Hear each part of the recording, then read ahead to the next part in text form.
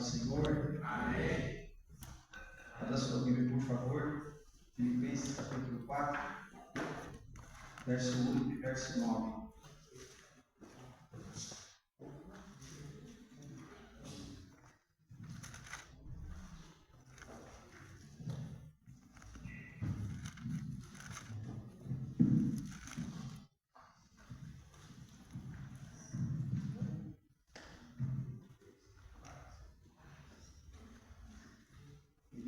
Eliana, Sabrina, por favor. Depois, por gentileza, você coloque aí a tradução NTLH, que é a nova tradução do guarda de hoje. Eu falei para os irmãos no último domingo que aqui é impossível a gente ser ignorante, né? Eu fui presenteado um tempo atrás. Confesso que algumas Bíblias que eu sempre utilizava e meus estudos estão esquecidos, porque eu ganhei uma Bíblia com 5 versões, 5 traduções ao mesmo tempo, e algumas traduções interessantes. Esse verso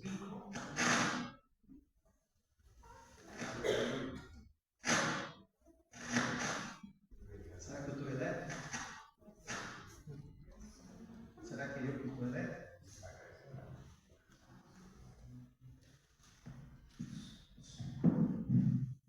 É isso que você ia fazer, Marcos? Comigo. Acho que eu estou elétrico, né? Aquele peixe elétrico da Praça da Sé, como ficava vendendo umas coisas lá. Vocês lembram quando a gente ia na Praça da Sé? Ficava lá aquele peixe dentro da caixa de isopor, o camarada chamando a atenção, colocava um negócio, acendia a lâmpada. Quem lembra disso aí? Será que eu sou tão velho assim? Ai, Jesus, de Nazaré.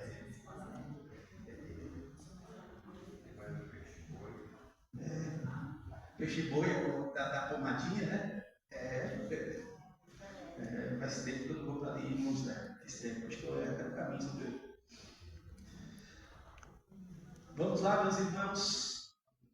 Filipenses capítulo 4, verso 8 e verso 9. Eu quero, na verdade, me ater bastante no verso 8. E eu quero não correr, porque o propósito não é pressa. E eu não vou conseguir externar as 6 qualidades que tem no verso 8. Então eu não vou correr, não vou conseguir terminar, certeza que eu não vou conseguir terminar. Eu vou usar também um material de um livro aqui que um tempo atrás eu li, eu me lembrei. E também trouxe para que vocês também sejam bem antenados naquilo que está no original, né? Então não vou correr. Então a minha proposta é falar pelo menos 3. Né? E vou terminar no horário, pode ficar sossegado. Né? Eu falei que eu vou ter problema em casa, porque a minha esposa falou que vinha comigo e eu fiquei aguardando até 2 minutos para as 8. Não veio para a garagem e eu vim embora. Eu acho que eu não vou nem jantar hoje, eu vou dormir no quarto da cachorra. Ela não está aí, né? Misericórdia, acho que eu vou dormir com o cachorro hoje. Tá, não, vou. Vai intercedendo por mim aí.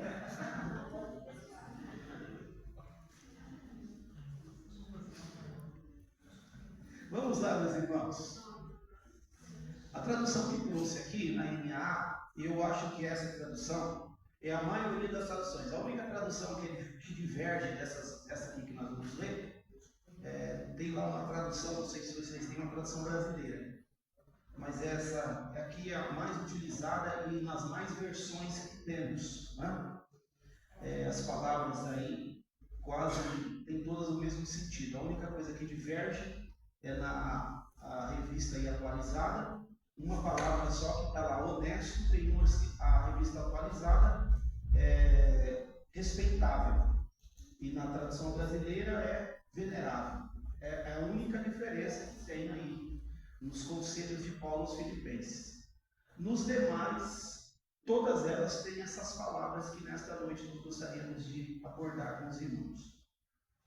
Diz assim: finalmente, irmãos, tudo que é verdadeiro, tudo que é respeitável, tudo que é justo, tudo que é puro, tudo que é amável, tudo que é de boa fama, Se há alguma virtude e se há algum louvor, existe. E se algum louvor existe, seja isso o que ocupe o pensamento de vocês, o que também aprenderam, receberam e ouviram de mim, e os que viram em mim, isto ponham em prática, e o Deus da paz estará com vocês. Por favor, coloque a tradução NTLH.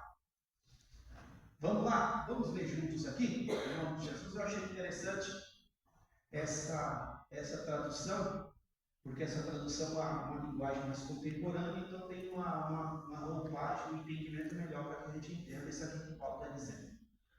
Amém? Vamos lá? 3? 1, 2, 3. Por último, meus irmãos. Ali é o quê? É um H? Hã? Encha. Obrigado. Tá vendo? Vamos lá? Melhorou. Vamos lá? 1, 2, 3. Por último, meus irmãos, encham a mente de vocês com tudo que é bom e merece elogios. Isto é, tudo que é verdadeiro, digno, correto, puro, agradável e decente. 9. Ponham em prática o que vocês receberam e aprenderam de mim, tanto com as minhas palavras, como com as minhas ações. E o Deus que nos dá a paz estará com vocês. Amém. É um entendimento melhor, não é? Não dá para a gente entender melhor? Eu até aconselho, pode ser tomar certo, se vocês não têm lá, procure ter uma tradução, aquela Bíblia Mensagem. Mensagem é essa tradução, nova tradução de linguagem de hoje. Claro que tem algumas coisas que no original divergem, mas é para que você entenda melhor aquilo que você está lendo. Né? Eu titulei esse estudo de hoje dizendo assim: pensando em coisas boas e fazendo delas um estilo de vida. Pensando em coisas boas, vamos repetir isso? Pensando em coisas boas e fazendo dela um estilo de vida. Ou seja, um comportamento diário, um comportamento que você faz parte da sua vida, do seu viver diário. Talvez você, como eu, já escutou alguns defensores de dizer que, na verdade, a preocupação de Deus é só com o coração. E você vai observar que, na maioria dessas falas, de quem defende isso, essa ideia de um Deus só com o coração, é uma desculpa para que a pessoa não tenha, de certa forma, no seu modo de pensar, no sentido de religião, de religiosidade, no sentido assim, de postura, de comportamento. A ideia do coração, para essas pessoas, é uma ideia muito no campo superficial do entendimento, no sentido assim, eu não posso fazer juízo daquilo que eu não vejo. Então, o coração do homem, você não sabe o que está no meu coração e eu não sei o que está no seu coração. Alguém um dia escreveu que o coração do homem é uma terra que só Deus conhece. Corroborando com o que Jeremias disse, que o coração do homem é enganoso, nem nós mesmos conhecemos o nosso próprio coração. Essa é a verdade. Então, a partir disso, né, se o coração do homem é enganoso, então, para essas pessoas, a ideia de que Deus só quer o coração, submete-se à ideia no sentido de que o meu outro comportamento pouco interessa. Deus está vendo o meu coração, Deus sabe que o meu coração é bom. Mas, na verdade, isso é uma falácia e uma utopia no sentido de entendimento, principalmente para as pessoas que embasam ou pautam a sua vida na palavra. Porque, na verdade, seria o contrário. Quando, na verdade, o meu coração pertence ao Senhor, todo o meu ser vai pertencer ao Senhor. Porque nós aprendemos lá nos primórdios que toda mudança não ocorre de fora para dentro. A mudança de transformação, a mudança de postura, de comportamento cristão, ela não é uma mudança que acontece de fora para dentro, ou de dentro para fora, ela acontece de dentro para fora. Então, primeiro Deus oração muda o coração, que nós entendemos à luz da Bíblia. Eu vou me pautar aqui alguns versículos que eu separei para vocês, para dar esse entendimento para você. A ideia nossa, que é o meu coração que é a fonte da vida, como diz a Bíblia. É o meu coração que procede a saída da vida, é o que diz Salomão, escrevendo Provérbios 4, 23. Cuide do seu coração, porque deles procede a saída da vida, ou as fontes da vida, em uma outra tradução. Sendo assim, se o coração é a fonte da vida, nós entendemos, se uma pessoa tivesse clareza ou entendimento naquilo que defende, ele entenderia que para dizer que Deus quer o coração, automaticamente, se o seu ou se o nosso coração for de Deus e pertencer a Deus, todo o nosso ser vai ser louvável e agradável ao Senhor. Vocês concordam com essa linha de raciocínio ou não? O que vocês acham? Não é verdade? Mas a ideia de quem defende que Deus só quer o coração é uma ideia assim, para não ter nenhum tipo de cobrança, para não ter nenhum tipo de preocupação ou premissa de dar algum tipo de testemunho, de conduta. E nós já falamos por diversas vezes aqui, em outras edições de ensinamento, que na verdade, quando nós temos um encontro com o Senhor, algumas mudanças são reais, são verdadeiras. Algumas mudanças, elas acontecem de forma visual, não somente no campo espiritual. Se essa mudança acontece verdadeiramente no nosso coração, automaticamente, essa mudança que está dentro de nós, ela começa a transparecer para as pessoas. Eu não posso acreditar que uma pessoa que se converte ao Senhor, uma pessoa, como disse Ezequiel, que teve o coração transplantado, ou transformado, ou transportado por Deus, tirarei o coração de pedra e colocarei o coração de carne. Alguém que teve o seu coração mudado, alguém que teve o seu coração transformado para Deus, eu não acredito que ele muda para pior, irmão Márcio. Eu acredito que ele muda para melhor. Quem concorda com isso diz aleluia. Aleluia. Nós vamos entender assim.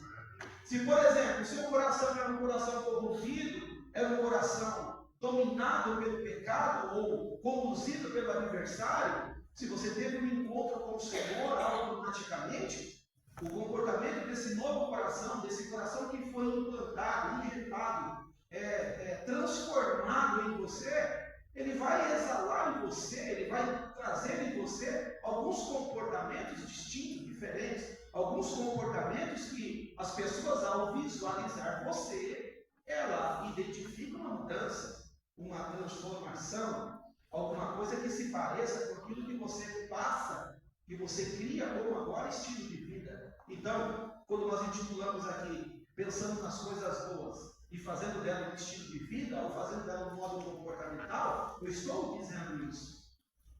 Quando olhamos a Bíblia, nós vamos ter esse também entendimento a respeito do nosso coração. Por gentileza, 2 textos rapidinho, só para mim fazer uma introdução aqui para vocês entenderem. A pessoa que abre 1 Tessalonicenses 5, 23, e o outro irmão pegue aí, por favor, Provérbios 23, 26. Falando sobre isso, sobre essa mudança que acontece no coração. Tem que ser rápido, irmão, senão não vou conseguir falar nem os 3. E está recheada a coisa aqui. Vamos lá. 1 Tessalonicenses 5, 23. Quem achou? E o mesmo Deus de paz O santifique em tudo. E tudo vosso espírito e alma e corpo sejam plenamente conservados e irrepreensíveis para a vinda de nosso Senhor Jesus Cristo. Amém. Aí há 3 divisões aí claras, naquilo que a gente também acredita, nós já falamos também uma linha de ensinamento a respeito da dicotomia. Paulo está falando acerca da divisão desse corpo. O Deus de paz nos santifica em tudo, corpo, alma e espírito, né? A respeito da dicotomia, dessa divisão, e nós entendemos que nessa divisão também faz parte do ser humano, do coração. O coração está aí em uma das partes. Então nós entendemos que Deus não quer, na verdade, na íntegra só o coração. Deus quer todo o nosso ser conservado. É isso que a ideia aí do texto que nos traz. E achou aí Provérbios 23, 26. 23, 26 de Provérbios.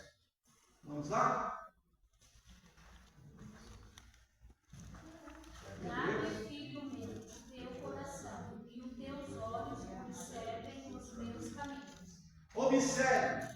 Olha o interessante que o escritor diz assim: dai, filho meu, teu coração, e os teus olhos observem os teus caminhos. Então a ideia aí é: se o teu coração for dado ao Senhor ou controlado pelo Senhor, automaticamente o seu comportamento da observância dos olhos, que é guia do seu corpo, vai estar observando a lei do Senhor. É isso que o escritor, o pregador está dizendo aí, né? Então nós entendemos que a ideia do coração, essa ideia de um coração entregue ao Senhor, ela vai trazer, na verdade, um comportamento novo, um estilo de vida novo. E é desse estilo de vida novo que Paulo está falando aos nossos irmãos lá em Filipos, a respeito de pensar em coisas boas. E depois eu vou entrar aqui para você, porque na ideia original, a ideia de pensar não é só ficar no campo do pensamento. A ideia aqui no original é: faça de vocês, ou faça dos pensamentos de vocês, ações diárias, o modo comportamental, o estilo de vida que vocês passaram a ter depois que vocês foram iluminados pelo Senhor. Esse é o entendimento do texto. E quando ele diz isso aos filipenses, claro, Paulo tinha essa linha teológica, essa linha de raciocínio, quando ele escreve em Romanos capítulo 12, conhecido por nós: rogo-vos, pois, irmãos, para que transformeis a vossa mente pela renovação do vosso espírito, né? Que apresenteis o vosso corpo como sacrifício vivo, que é o vosso culto racional, santo e agradável a Deus. A ideia aí da metanoia, né? No grego, a ideia da mudança de mente, de coração, a ideia de transformação de mente. Eu achei um texto interessante, né? Abra sua Bíblia, por favor. 1 Reis, capítulo 8, verso 61. Olha que interessante esse texto lá de 1 Reis, corroborando com isso que nós estamos falando, concordando com isso que nós estamos falando. 1 Reis, capítulo 8, 61. É só a introdução, tá, queridos? É só a introdução que eu estou fazendo aqui, para vocês terem uma ideia da onde nós queremos chegar. 1 Reis 8, 61. Olha que texto interessantíssimo. Primeiro livro dos Reis, Israel, capítulo 8, verso 61. Acharam aí? Esteja o vosso coração inteiro para com o Senhor nosso Deus, para andares em seus estatutos e guardares os seus mandamentos como hoje. Olha que interessante. Que o coração de vocês, na minha tradução aqui, que o coração de vocês seja fiel para com o Senhor nosso Deus, para andarem os seus estatutos e guardarem os seus mandamentos como vocês estão fazendo hoje. Então, eu acho que ficou muito claro que quando nós entendemos que essa transformação que acontece na nossa vida acontece primeiramente no nosso coração. Se temos o nosso coração transformado, você acredita que a nossa conduta muda? Sim ou não? Sim. Amém? Então essa ideia de só o coração parece ser uma falácia, uma desculpa para quem na verdade não entregou de verdade o coração para o Senhor. Ou na verdade não teve esse coração transformado por Deus. Porque quem entregou o seu coração para o Senhor, quem deixou Deus fazer morada neste coração e que teve esse coração transformado, é automático o comportamento, a forma de pensar. A sua vida é transformada. Esse entendimento, essa metanoia, essa mudança de mente acontece. E tem que acontecer, queridos. É claro que vai ser uma luta constante. Eu digo para os irmãos, na verdade, já de tempo, né? A nossa luta, a nossa briga contra o nosso erro, ela começa no dia que nós aceitamos a Cristo e vai terminar no dia que nós vamos ou Jesus vem. E é interessante a Bíblia falar a respeito do coração, para nós entendermos aqui na íntegra o que Paulo está falando dessa forma de pensar, desse estilo de vida que ele está mostrando para os irmãos que ele tinha, porque ele diz assim: façam conforme eu te ensinei e conforme eu fiz. O texto está dizendo isso. Ou seja, vocês sigam o estilo de vida que eu adotei, o estilo de vida que Cristo imprimiu, deixou como marca, como legado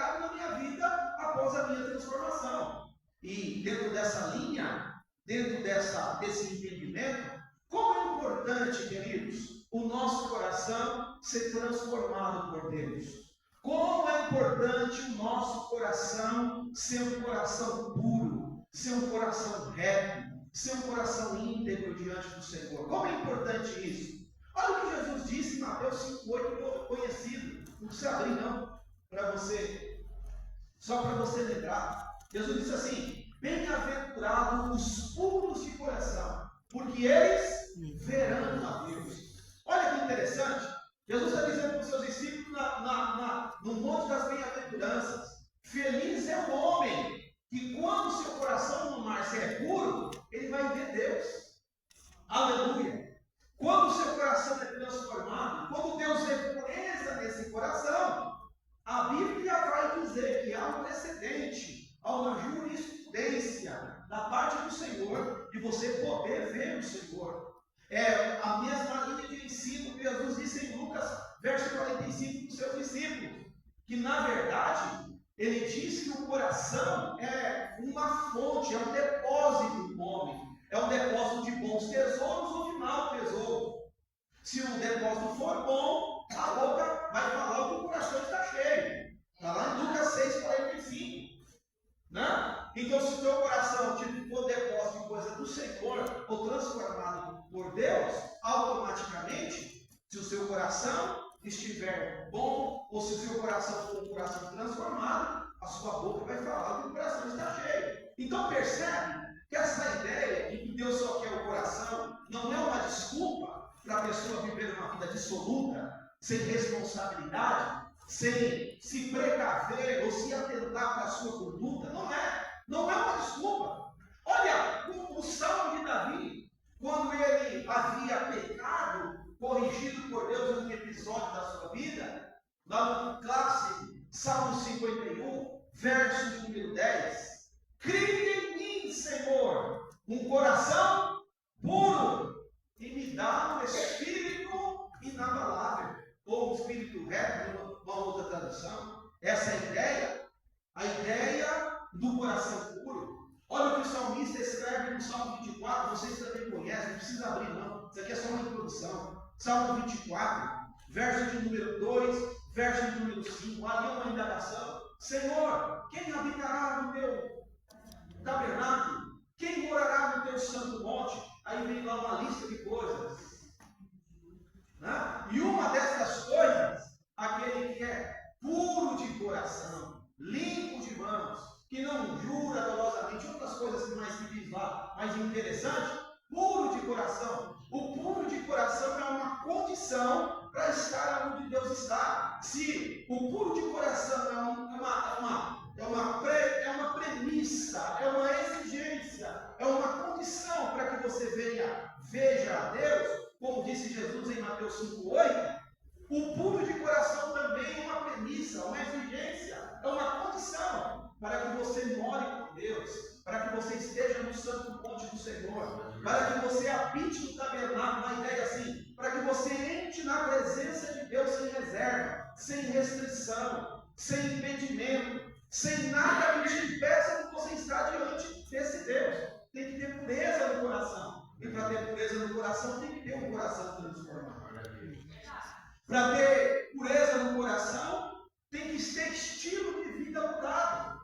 E dentro desse padrão, quando você vai ler esse pequeno livro de Filipenses, pequena carta de Paulo aos Filipenses, você vai encontrar diversos conselhos lá, interessantíssimos. Diversos conselhos, alguns deles às vezes motivadores, alguns deles de exortação, de admoestação, mas nós nos deparamos aqui com esse texto que nós lemos nesta noite, de Paulo falando de vocês devem pensar em algumas coisas, e como nós intitulamos, pensando nas coisas boas e fazendo delas um estilo de vida, um estilo comportamental. A preocupação de Deus é que no nosso coração esteja armazenado coisas boas. A proposta de Deus é que no nosso coração tenha coisas que sejam boas, produtivas, virtuosas. benéficas. O propósito de Deus é que no nosso coração tenha coisas que seja apropriado, desejado pelas pessoas que nos servem. E pensando nisso, Paulo fala aqui aos Filipenses e lista 6 coisas aqui. A primeira coisa é: pense em ser verdadeiro, nós vamos já abordar. A segunda coisa, pense em coisas honestas. Na tradução Almeida Revista e Atualizada, na tradução NAA, que eu trago também nesta noite, está escrito respeitável. E na tradução brasileira está escrito venerável, essa palavra honesta. E a terceira coisa é: seja o pensamento de vocês em coisas justas. A quarta, seja o pensamento de vocês em coisa pura. Quinta, seja o pensamento de vocês em coisa amável. Sexta e última, que nós vamos falar outro dia, seja o pensamento de vocês em coisas de boa fama. Amém, queridos? Tem muita coisa boa para pensar. Tem muita coisa que Deus quer inserir na nossa vida. Observe o verso de número 8. Ele diz assim: finalmente, irmãos, tudo que é verdadeiro. Primeira coisa, verdadeiro. Pense em coisas verdadeiras. E o que Paulo está dizendo a respeito disso? Quando nós entendemos e enxergamos esta palavra aqui, verdadeira, nós vamos perceber que Paulo, na verdade, está dizendo: seja autêntico, seja algo que não foi corrompido com o tempo, seja algo que não teve nenhum tipo de alteração, seja algo que esteja de conformidade. Né? Vocês já ouviram falar da ABNT, Associação Brasileira De normas técnicas. de Normas Técnicas. Pastor, o que é isso? Quando você compra uma panela de pressão, eu não sei se você sabia, uma panela de pressão autêntica, ela tem que ter o selo da ABNT. Você sabia disso? Eu conheço pessoas que fabricam panela de pressão que não passa na ABNT, que não tem dentro da norma. Corre o risco de que uma panela de pressão que não está dentro da norma, ela corre o risco de quê? Então, para autenticar que ela passou por uma norma técnica, eu não sei se vocês sabiam, eu trabalho nessa área, né? Agora há uma norma que toda panela que você utiliza, sendo ela de pressão ou não, tem que ter o selinho lá da ABNT. Tem que ter lá uma norma técnica, ela tem que ter um padrão. Então todas as empresas agora estão se adequando, porque todo mundo fazia do seu jeito. Agora não, vai ter que respeitar uma norma. Então tudo que tem uma norma, você compra um veículo novo, vem lá no selo da ABNT, ele passou ali, tem normas de segurança, tem algumas normas. Então quando nós olhamos isso, Paulo está dizendo assim: seja verdadeiro, seja autêntico, que não sofreu alteração, que não sofreu corrosão ao longo do tempo, que esteja dentro da conformidade com as Escrituras. E aqui a conformidade com as Escrituras, a primeira impressão é que Paulo está falando simplesmente no sentido da fé.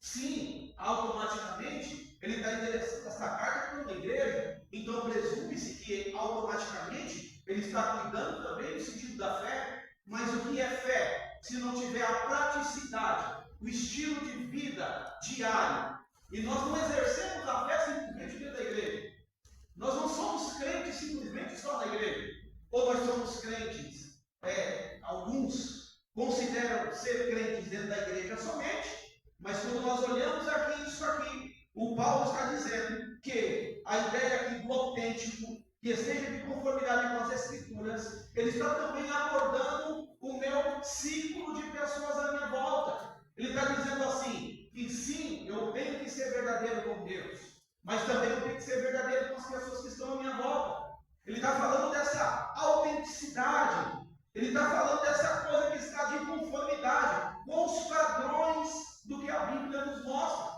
E pensando em algo verdadeiro, é alguém que, primeiro, ele rejeita a mentira. Segundo, ele rejeita a falsidade. Terceiro, ele rejeita a hipocrisia. Eu vou colocar, eu vi inúmeros versículos aqui, mas vou citar pelo menos 3 de cada um, né? Ou 2 de cada um, para a gente dar corpo aqui àquilo que nós estamos falando. falando. Uma pessoa verdadeira é aquela que rejeita as mentiras. Por gentileza, Efésios capítulo 4, verso 25. Efésios 4, 25. Efésios 4, 25.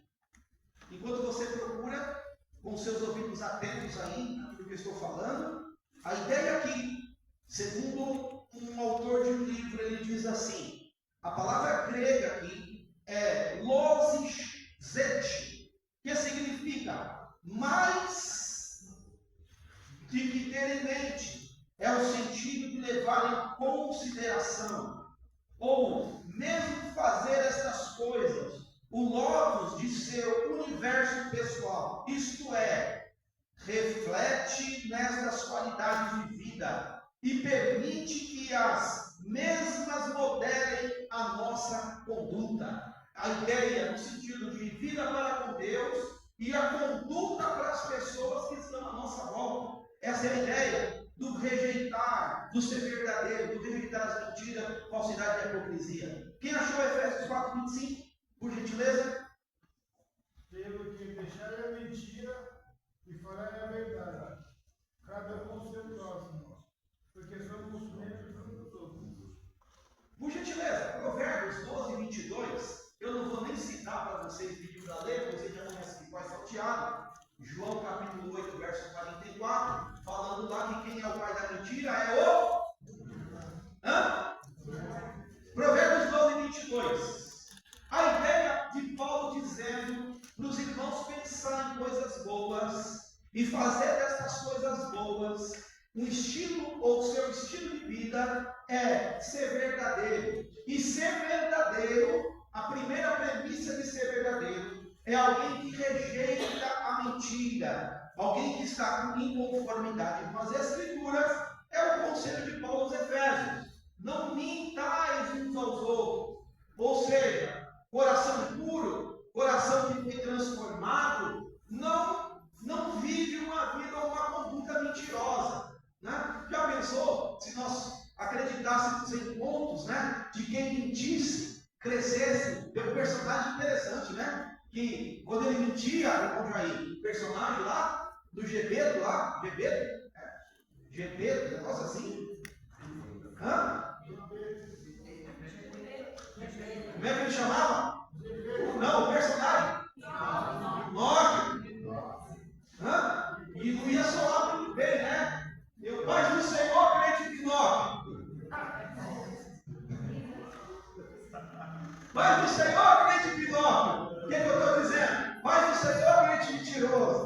E se já pensou, se fosse assim, se a gente mentisse, o nariz crescesse na frente dos outros? Misericórdia.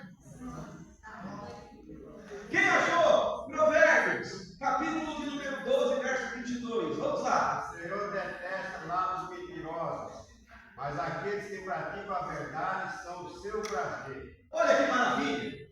O Senhor detesta lábios mentirosos, irmão. Querido, se tem uma coisa que às vezes nós achamos, talvez a nossa mente, né, pode achar que nós fazemos e enganamos, é Deus. Deus não é enganado, Deus sabe de todas as coisas. Né? A onisciência de Deus fala de um Deus que conhece tudo. E um Deus que conhece, como eu disse já na introdução, o nosso coração mais do que nós mesmos. Então não adianta querer enganar Deus. Mas aqui, Paulo está falando no sentido de mentira, na primeira instância, como nós citamos em Efésios, na ideia também de não mentir uns com os outros, de não contar mentira. Coisa de mentira não é coisa de coração transformado, irmão. Coisa de mentira é coisa da velha natureza. Grave lá, escreva aí se você quiser, na sua casa você leia. Olha o que Paulo escreveu sobre essa temática em Colossenses 3, 9 e 10. Coisa da mentira é coisa do velho homem, da velha natureza, do velho comportamento, de quem você era e você não é mais. Amém, meus irmãos? Então, ser verdadeiro, estar de conformidade com as Escrituras, a primeira ideia aqui é: rejeite as mentiras. Faça do seu estilo de vida uma pessoa que fale a verdade. Amém? Eu dizia aqui para os irmãos brincando, né, alguns dias atrás, né? Tiver de falar assim, em verdade te digo, que não sabe, né? Confirmando às vezes a verdade, Fale a verdade, seja verdadeiro. E verdadeiro, ele está na contramão de uma vida de mentiras. É um castelo em cima de areia. A qualquer momento rui. Há quem diga que diz assim, que a mentira só perdura enquanto não chega a verdade. Quando a verdade chega, a mentira cai. Então, Paulo está dizendo, faça da verdade um estilo de vida. Segundo a ideia aqui do texto, ser verdadeiro está de conformidade com as Escrituras, que não sofreu corrosão ou alteração, que é autêntico, além de rejeitar as mentiras, é alguém que rejeita a falsidade. Abra sua Bíblia, por gentileza. Romanos capítulo 16, verso 17 e 18. E um irmão mais abençoado do que esse primeiro, pegue aí, Provérbios 6, verso 16 e 19. Não estou indo rápido não, né, irmãos? Não estou indo rápido não, né? Alguns irmãos às vezes, pastor, o senhor vai muito rápido. E a gente, eu estou indo bem calmo. Por isso que eu falei para os irmãos que eu não vou correr para falar os 6 hoje. Vou falar a minha ideia e fazer pelo menos os 3. Né? Os três primeiras qualidades, o estilo de vida aqui no que Paulo ensina os irmãos de Filipos a pensar. Então, rejeite a falsidade. Quem achou aí Romanos 16, 17 e 18? Ou Romanos 16, verso 17 e verso 18. Irmãos, peço que note bem aqueles que provocam divisões e escândalos em desacordo com a doutrina que vocês aprenderam, afastem-se dele, porque esses tais não servem a Cristo, nosso Senhor, e sim seu próprio bem, com suaves palavras, lisonjas, enganam o coração das pessoas simples. Amém? É alguém que está na casa do Senhor, que vive uma vida de falsidade, dizendo uma coisa que não é. É isso que Paulo está falando nos irmãos de Roma. Então, alguém que está vivendo em uma vida de falsidade. E ser verdadeiro aqui, além de rejeitar as mentiras, é rejeitar a falsidade. Olha o conselho: foge dessas pessoas. Não? Já ficou perto de alguém com gripe e você pegou a gripe da pessoa?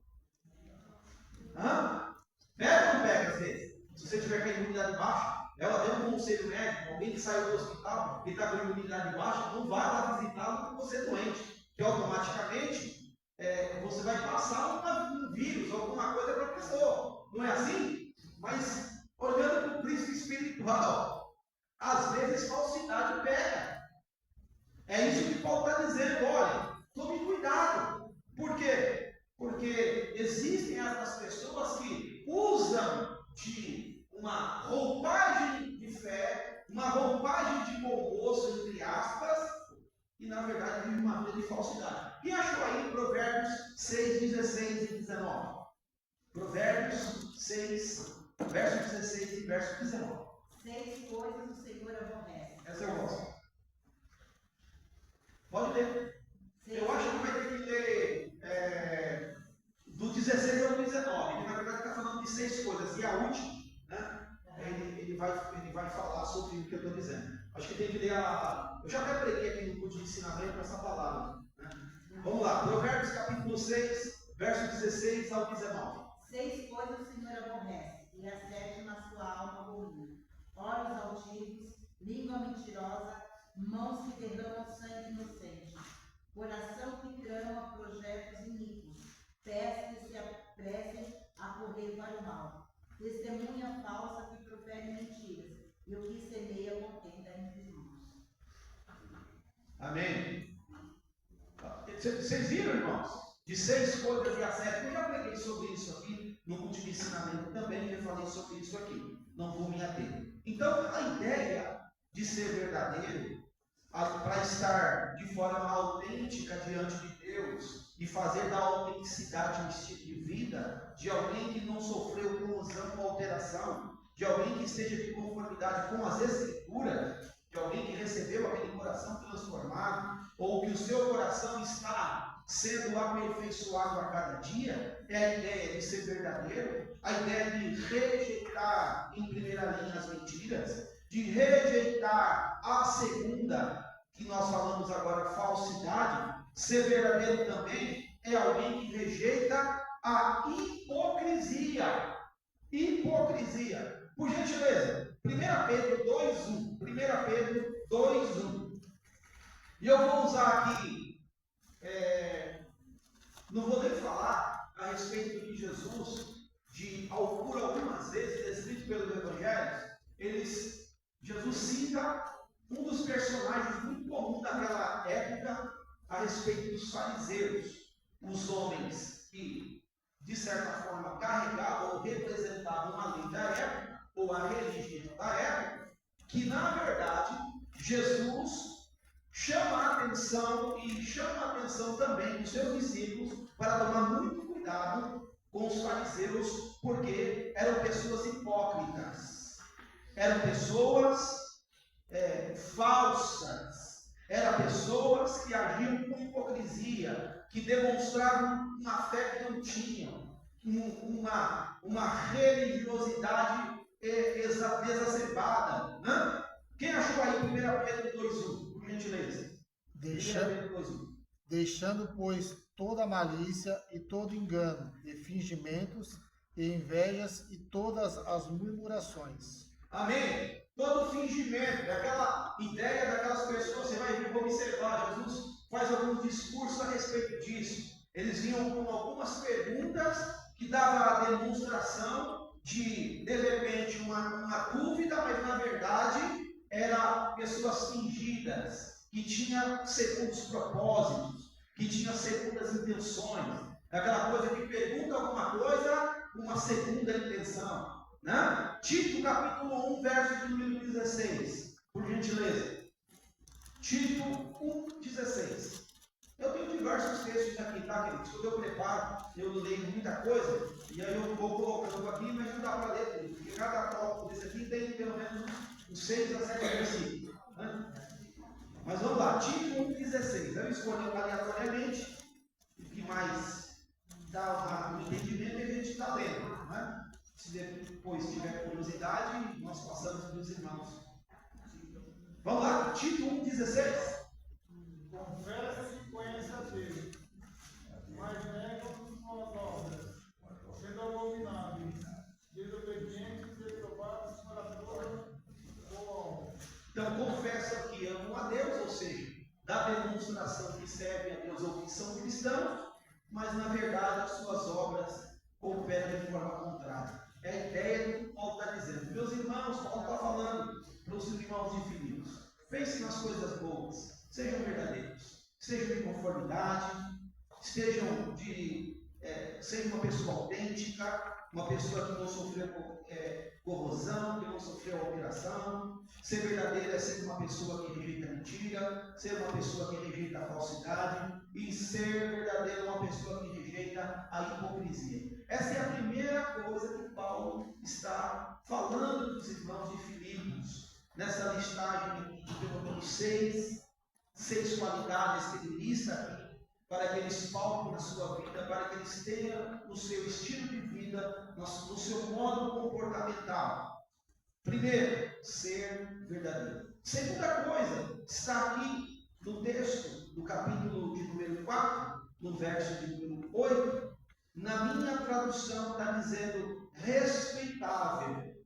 E talvez na maioria das traduções aí você vai também encontrar, ao invés desta palavra respeitável, como está na linha A, na Almeida Revista e Atualizada, na tradução brasileira, você vai encontrar a palavra honesto. E uma outra tradução, na brasileira, vai encontrar venerável. Mas a mais comum aí é honesto, ou respeitável nessa tradução. E o que nós pensamos o que Paulo está dizendo? Ser respeitável. O que é respeito ou ser respeitável? Quem pode aqui me dar um exemplo? O nosso irmão Diácono Robson é um irmão digno de respeito. O que eu estou dizendo? Vamos lá. Vamos filosofar. Pois não, doutor Roberto? Confiança. Uma pessoa de confiança, dentro dessa ideia de confiabilidade, né? Uma pessoa honesta, dá a ideia de uma pessoa que exala confiança. Você vê nele confiança. Bem, é um sinônimo. Quem mais? Uma pessoa que tem respeito, ou uma pessoa respeitosa, ou respeitável, ou, no sentido aqui que nós vamos trabalhar bastante, honesta. O que é para você uma pessoa honesta? Hã? A honestidade já presume uma boa qualidade. É uma qualidade. A honestidade é uma qualidade, é uma boa qualidade, é uma virtude, na verdade. Mas o que é ser honesto? O que você entende? Eu tenho aqui, irmãos, eu estou perguntando para fazer uma interação com vocês aí. Uma pessoa digna. Boa, o dicionário está dizendo lá. É uma pessoa digna, tem um comportamento digno, um comportamento notável, um comportamento distinto, um comportamento que salta os olhos, que chama a atenção, um comportamento de boa qualidade, de qualidade que ele tem. Essa é a ideia. Paulo está dizendo assim, meus irmãos, além de vocês serem verdadeiros, sejam respeitáveis, ou seja honestos, ou seja venerável, ou seja, tenha um comportamento digno. Comportamento, qual que é digno? Qual que é a pauta? Qual que é a vara de medir? Qual que qual que é, de repente, o grau? Qual que é o exemplo aí que Paulo se utiliza? E o livro dos Filipenses, Paulo usa lá no clássico 2, a respeito de Jesus, que o nosso sentimento tem que ser o mesmo sentimento que houve em Cristo Jesus. Claro, o comportamento aqui, o respeitável, qual que é o que nós devemos nos pautar, ou o que nós devemos olhar, ter como meta, como propósito, como algo para ser atingido, olhando para Jesus. Como Paulo exemplificou em outras escritas dele, dizendo assim, que Jesus é o varão perfeito. Quando ele diz assim que nós devemos continuar crescendo até atingir a estatura de varão perfeito. Quem é o varão perfeito? É Jesus. Jesus sempre vai ser o alvo a ser atingido. Então a ideia aqui também, nesse texto, Paulo está dizendo assim para os irmãos, sejam verdadeiros, sejam respeitáveis ou honestos, ou veneráveis, no sentido de sejam honestos, tenham qualidades no seu modo comportamental, ou tenha características do caráter de Cristo. Que o comportamento de Cristo seja o comportamento de vocês, um comportamento digno, um comportamento de confiança, um comportamento que desperta em alguém, em visualizar você como um exemplo. É o que ele fala lá no verso de número 9. O que vocês aprenderam e receberam de mim, e que ouviram de mim, o que eu ensinei para vocês, é o que ele está dizendo aqui, em outras palavras, que vocês ouviram de mim e que viram em mim, no meu modo comportamental, ponham em prática. Então, a praticidade aqui, o modo de pensar de Paulo aqui é ser verdadeiro e seja honesto. Tem um comportamento honesto. Vocês acham que cristão tem que ser honesto? Sim. Hã? Ou não? É bem verdade, queridos, que nós estamos falando, eu já falei também em outros cursos de ensinamento aqui, né? Nós vivemos em um período muito difícil hoje, de alguns lugares, você se identificar como um crente, principalmente como obreiro, principalmente como pastor. É ou não é? Quando você fala que é pastor, a ideia de pastor, um pastor abençoado, tem que ser um pastor maltrapilho, tem que ser um pastor que pega ônibus, tem que ser um pastor com o sapato furado, tem que ser um pastor com a calça rasgada, com aquele terno surrado, porque se você tiver um pouquinho melhor, estão falando que você vai roubar a igreja. Está falando que você é desonesto. Ou não é assim? É ou não é? É verdade, querido. Nós vivemos isso, algumas pessoas assim. Claro que talvez a primeira impressão que as pessoas, os mal informados ou os mal intencionados, ou aqueles que falam demais, é honesta. Mas de repente, aquelas pessoas que mesmo não cristãs, que já acompanham você há alguns anos, que já te conhecem há alguns anos, E eu digo assim, ninguém conhece alguém do dia para a noite. Né? É a máxima lá, vai conhecer alguém como quilo de sal. Né? Vocês já escutaram isso, né, irmão Zé? Isso aí é um provérbio antigo verdadeiro, né? Ninguém conhece ninguém na primeira impressão. Né? Por isso que talvez algumas pessoas mais prudentes, né? Não vai se abrindo no primeiro toque de mão da pessoa. A confiança não vem do dia para a noite. Então é claro que de repente, mesmo aquelas pessoas que já te acompanham por muitos anos e de repente, por te acompanhar há muitos anos, vai começar a ver em você as qualidades que você não vai precisar falar. É verdade, porque é muito fácil, por exemplo, eu dizer para vocês, eu sou honesto. Né? A pessoa tem um grau de honestidade. Ou a pessoa se autopromover. É ou não é? É bem verdade, irmãos, que nós temos que tomar muito cuidado nisso, porque tem uma linha tênue, uma linha muito próxima disso. Por quê? Nós não nos pautamos por aquilo que os outros falam, claro. Mas é muito importante também aquilo que os outros falam. Olha que paradoxo. Por quê? Eu não vivo a minha vida porque os outros falam. Mas é muito importante saber o que os outros falam. Sabiam disso? Por quê? Talvez é até normal você ouvir alguma coisa de qualidade ou até mesmo no sentido de murmuração de quando uma pessoa, você é pastor, conheci você hoje, desonesto. Mas de repente é diferente quando você já caminha com uma pessoa há alguns anos e a pessoa passa a te conhecer e o seu estilo de vida não é evidenciado na primeira impressão. Você não evidencia, você não dá um diagnóstico de alguém se você não visualizar o estilo de vida que ele leva. E quando eu falo de estilo de vida, qual é o comportamental, de quem você é, sua moda de conduta, quem as pessoas falam de você. Porque pode, de repente, alguém desinformado na primeira impressão dar uma má informação a respeito de você. Mas é perigoso quando alguém por muitos anos que te conhece vai trazer essa informação. Puxa vida, esse camarada eu fico meio com o pé atrás dele. Não tem gente que é assim? Ô, doutor Roberto, né? Já estou chamando o senhor de doutor, hein? Não é assim? Tem pessoa que é assim. Porque tem pessoa que às vezes, ao longo dos anos, o estigma, a marca dele é essa. O estilo de vida que ele pautou, ou que ele pauta a sua vida, é um estilo de vida enrolado, é um estilo de vida cheio de nuances de alto e baixo. Então você, fulano de tal, você já fica com o pé atrás. Ou não é? Por quê? Porque você não faz um juízo do que você está vendo na ótica, no visual, ou na primeira impressão. Você às vezes faz um juízo de valores, de repente, pelo estilo de vida que a pessoa tem. Pelo modo comportamental de tempo que você observa e você vê algumas coisas. Ninguém faz juízo e não devemos fazer juízo na primeira impressão. Diferentemente de alguém que de repente às vezes falta alguém desonesto. Mas qual é a justificativa porque você julga desonesto? Não, é porque todo mundo é. Geralmente essas pessoas, a fala deles é igual, por exemplo, como é que é o negócio? Generalizando. É igual aquela pessoa que diz assim, Vancina, a gente escuta muito isso, né? Nós temos uma linha mineira, toma cuidado com o mineiro é meio falso. Quem já escutou isso? Não, eu não gosto de baiano, porque baiano tem misericórdia, baiano é preguiçoso. Tem algum baiano aqui?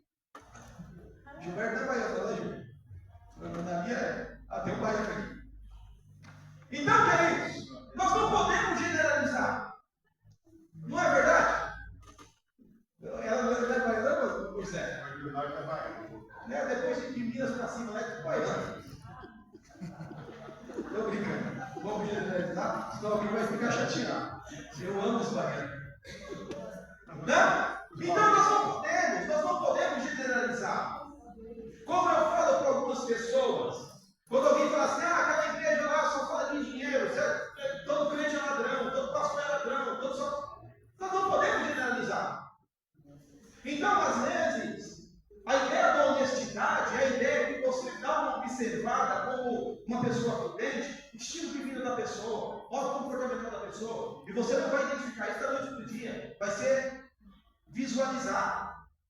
Eu dizia isso na sala de aula no domingo passado, dizendo assim, quando a mulher lá de 1 Reis, fala com seu esposo, fazendo um quarto para o homem de Deus, Eliseu não precisou se identificar que era um santo homem de Deus. Ela observa o estilo de vida que ele levava, a vida que ele levava, a vida que ele, a disposição que tinha, o temor às coisas de Deus, o ser um profeta do Senhor, ser um sucessor de Elias, ser alguém que Deus está usando, operando milagres. A mulher observa o estilo de vida que ele tinha, a pauta de vida que ele tinha, e fala para o seu marido, santo homem de Deus, lá vai o santo homem de Deus, e cria uma expectativa no seu coração de poder ajudar esse santo homem de Deus. Ele não vai bater na porta dela para pedir ajuda, mas é despertado pelo estilo de vida que ele tem. E essa também é a ideia de Paulo aqui.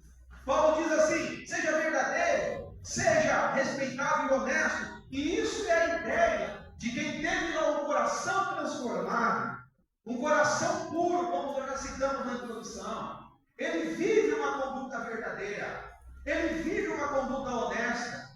E se assim, queridos, tem dificuldade, tem que pedir ao Senhor, tem que lutar, tem que se esforçar para termos uma conduta honesta. Amém, meus irmãos? Tem muita coisa que você não vai encontrar na Bíblia que a Bíblia condena. Nós estamos vivendo hoje uma fase que tem alguns crentes. Deus, eu não vou falar assim para não falar o que está no coração para falar. Eu vou me segurar.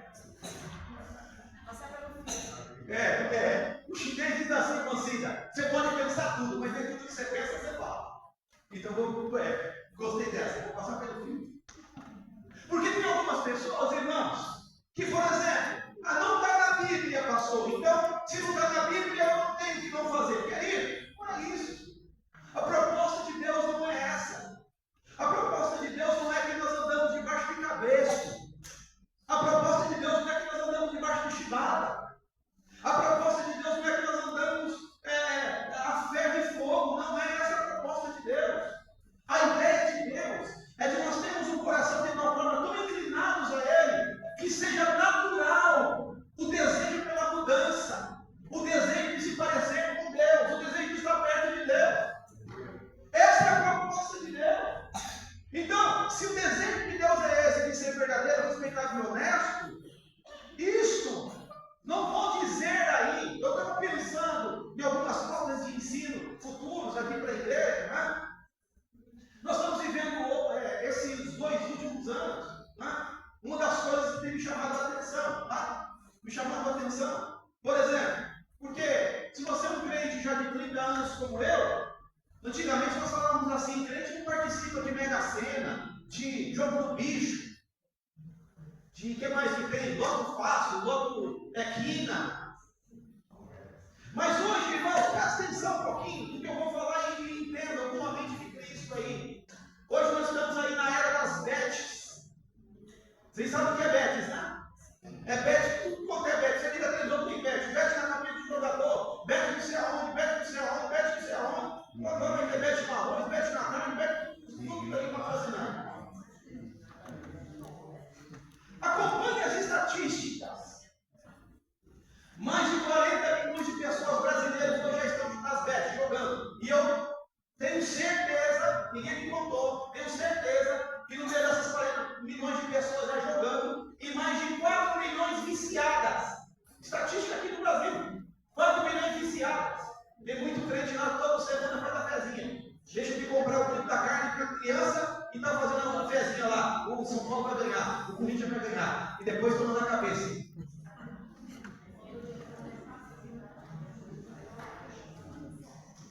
Olha, tá vendo? Ninguém me contou. Eu faço uma dedução. É verdade. Teve um dia que o irmão, muito tempo atrás, orou para mim, pastor, ora para mim ganhar na Mega Sena no final do ano. Novo convertido, a gente releva, a gente não bate dentro de Bíblia para não desviar o irmão, aí a gente vai com amor com o irmão, a gente não participa dessas coisas, porque eu Por quê? Pastor, mas a Bíblia não fala. Não, e aí ele me pegou um versículo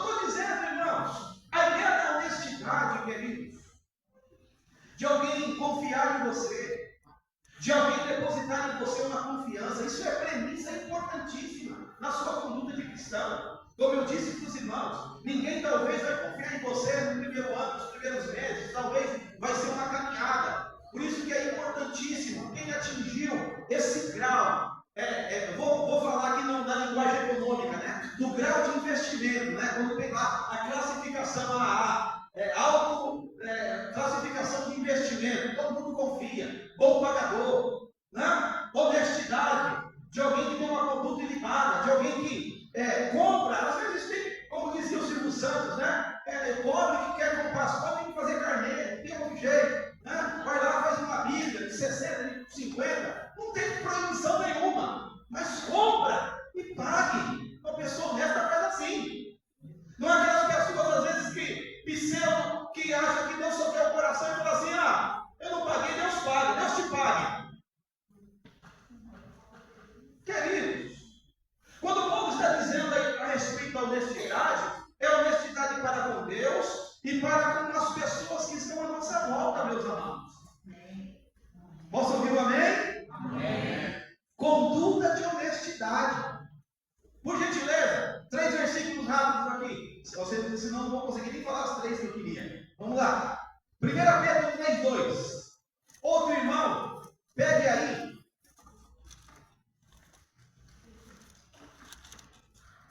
Provérbios 16:13.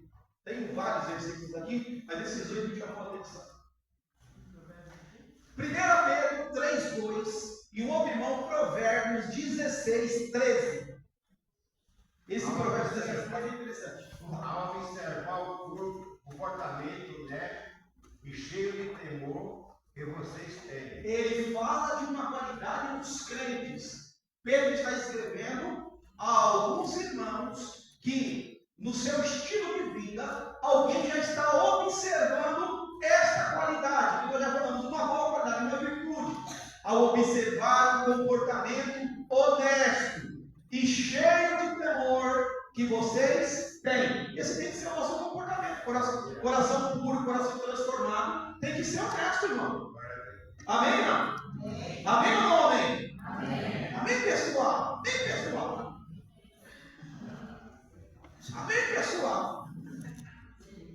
É assim, querido. Isso é premissa. Né? E queridos, fica chato, fica feio, já pensou? Você está na frente de alguma coisa das coisas do Senhor e as pessoas têm desconfiança da sua honestidade. Né? Então, a ideia do Paulo seja respeitável, honesto e venerável. Né? A segunda coisa. Quem achou aí Provérbios 16:13? 16:13 de Provérbios. Vamos lá? Os lábios justos são o contentamento do rei, e ele ama o fala por isso. Eu vou ficar com a minha tradução. O rei se agrada dos lábios honestos. O rei se agrada dos lábios honestos. Amém? E aqui está falando lá de um rei natural, mas eu deixo eu forçar o texto aqui e dizer assim: o rei da glória se agrada dos lábios honestos. Amém? Segunda coisa que Paulo está falando aos Filipenses, desses muitos conselhos, ou dos 6 conselhos que nós listamos aqui. Segundo, primeiro, ser verdadeiro. Terceiro, ser respeitável e honesto. E essa ideia da honestidade, o que nós demos aí, fizemos uma fala, né? A ideia, eu estava lendo algo interessante aqui, porque o termo honesto aqui nesse texto é representado por 3 palavras gregas. A palavra honestidade na língua grega, no Novo Testamento, sugere 3 termos. O primeiro deles, kalos, que significa aquilo que é excelente. Então, ser honesto é algo excelente. Nesse sentido aqui, ele tem a palavra bom. A palavra grega é xenos, referindo-se àquilo que é venerável ou honorável. E o terceiro termo grego é excusemonos, que significa decente, decoroso. Aristóteles, filósofo grego, definiu a palavra semo significando imparcialidade. Então, ser honesto, ser íntegro, ter uma conduta ilibada, ter um caráter ilibado. E claro, a nossa pauta de caráter, além de Paulo está dizendo, assim como eu expliquei, ensinei para vocês, e como eu dei testemunho da minha vida pessoal, a nossa pauta é nos parecer com Cristo. Amém? Glória a Deus. Segunda coisa é ser respeitável, ou ser honesto, que nós acabamos de falar. Terceira delas e última, desses 5 minutos finais, ele traz também a ideia aqui de ser justo. Justo. Primeiro, ser verdadeiro. Segundo, ser honesto. E terceiro, justo. Essa palavra justo, você vai encontrar em todas as versões. Na maioria das versões. Com exceção somente da NTLH, versão de hoje, mas nas maiorias das clássicas, você vai encontrar essa palavra justo. E Paulo, quando fala aqui de justo, ele está se referindo a uma palavra que pouco nós usamos. Nós já até escutamos de vez em quando. Até na Bíblia nós encontramos. Alguns ensinamentos nós encontramos. Mas não é muito usual. Ele está falando tratar os outros com equidade. Tem até uns salmos que tem essa palavra equidade. E o que é equidade? Equidade é julgamento justo. Equidade é agirmos com justiça, agirmos com imparcialidade, agir com igualdade de direitos, ser iguais, tratar o Edson como trata a irmã Márcia, tratar a irmã Márcia como trata o irmão Jair, não tem distinção de ninguém, né? Ah, ele fez isso porque ele é amigo. Não, essa não é ideia de equidade, essa não é ideia de justiça. Às vezes é assim, irmão. Ao longo da Bíblia, você vai encontrar situações assim, né? Que você às vezes quer entrar na história para mostrar que aquilo não está certo. Você vai encontrar, às vezes, casos de injustiça. Mas quando Paulo está dizendo aqui, no sentido de justo, ele está dizendo assim, seja justo, trate com imparcialidade, trate com direitos iguais. Em outras palavras, está dizendo assim, dá a cada um o que é devido. Deu para entender? Não trate ninguém diferente. E esse tratamento de cada um, de acordo com o que é devido, também se refere a Deus. E é verdade, amados. Nós devemos dar a Deus o que é devido. Um dia, vocês conhecem bem o Deus, já falei também sobre isso aqui, quando Jesus está pregando, e de repente as pessoas estão cobrando imposto. 2 impostos que tinha lá na época, não vou entrar nesse um. E de repente, Jesus disse para Pedro, vai lá pescar, pega o primeiro peixe, corta a cabeça, tira a moeda e paga o meu e o seu imposto. Jesus manda olhar a moeda, quem está vendo a moeda é César. Então dá a César o que é de César e o que? A Deus o que é Deus. Ser justo é dar a Deus o que é Deus. Amém, meus irmãos? É dar o nosso principal. Deus merece o que temos de melhor, ou não? Não é assim na Bíblia? Amarás o Senhor teu Deus sobre algumas coisas. Amarás o Senhor teu Deus depois da família, depois da igreja, depois do trabalho. Hã? É assim que fala? Amarás o Senhor teu Deus com todas as tuas forças, sobre todas as coisas. Ou seja, Deus vai vir sempre primeiro. Ser justo é dar a quem de direito a devida coisa. Então, é dar a Deus em primeira instância.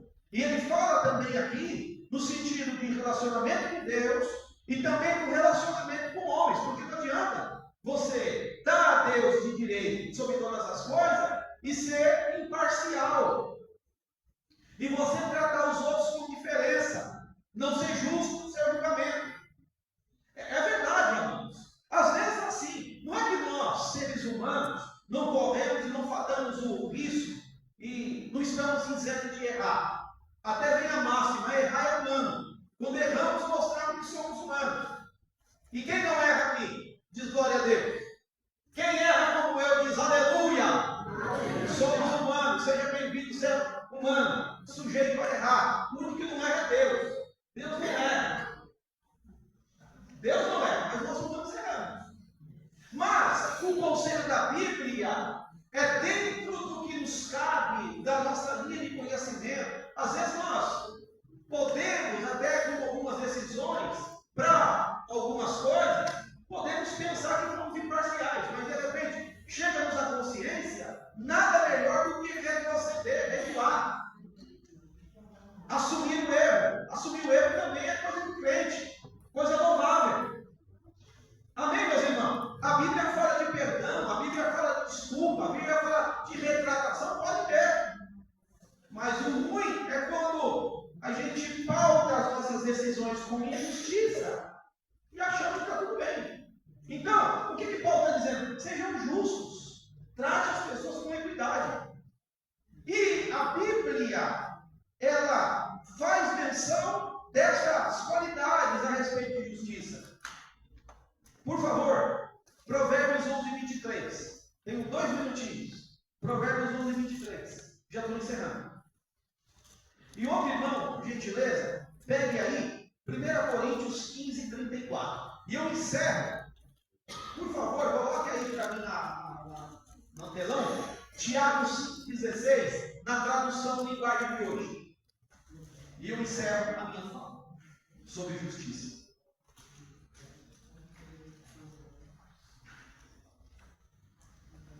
Vamos lá? Provérbios 11, 23. Quem achou? O desejo dos justos é tão somente para o bem, mas a esperança do ímpio é a indignação. Amém? O desejo do justo é para o bem, para as coisas boas. Quem é justo, gosta de coisa boa. Quem já é justo, gosta de coisa para o bem. Não causa o mal. A ideia do bem aqui não é de boa, né? A ideia aqui é do mal. O antônimo do bem aqui é mal, né? Então a coisa do justo é com coisa do bem. O justo é do bem. Na língua do jargão do crime, Roberto. Nós corremos para o bem. Nós corremos, como é? Nós corremos pelo certo. Eu não sei nem falar. Nós corremos pelo certo. Porque nós estamos vivendo uma situação. Está difícil, né? Está difícil. Né? Nós corremos pelo certo. Então, quer dizer, a ideia aqui de ser justo é quem faz o bem. Faz o bem. Então, o justo tem prazer em praticar o bem. O justo não tem prazer em praticar o mal, em ver o mal de ninguém. Essa é a ideia. Quem achou aí? Falei o quê? Não, tem outro. 1 Coríntios 15, 34, antes. Depois eu encerro aqui no Tiago. 1 Coríntios 15, 34. Vamos lá. Vigiai justamente e não pequeis, porque alguns ainda não têm o conhecimento de Deus. Digo-o para a vergonha nossa. Amém. Agora, para encerrarmos, olha o que eu achei aí na linguagem de hoje, aquele texto. Que a oração do justo pode vir em seus efeitos, né? Olha que interessante. Portanto, confessem seus pecados uns aos outros e façam oração uns pelos outros, para que vocês sejam curados. A oração de uma pessoa obediente a Deus. Essa ideia do obediente é a ideia de alguém que pratica a justiça. A ideia do obediente é alguém que teme ao Senhor e que faz o bem.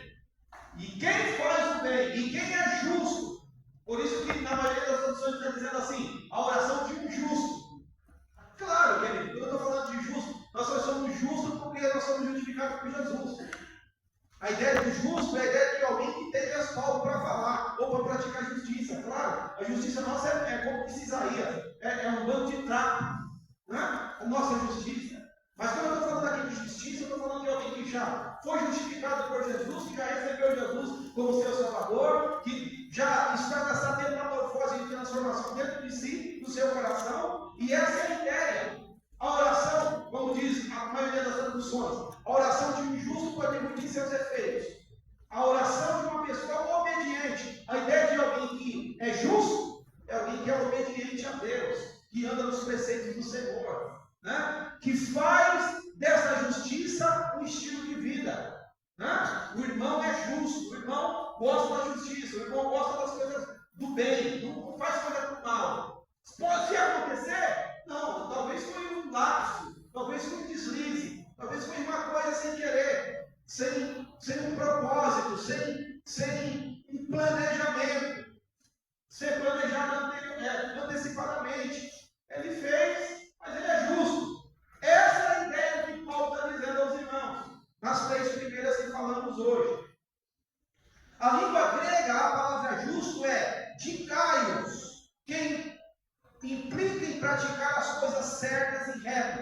significa fazer tudo aquilo que não prejudique a seu irmão ou seu próximo. Significa não buscar atalhos, nem ter atitudes iníquas, para fazer o proceder que é correto.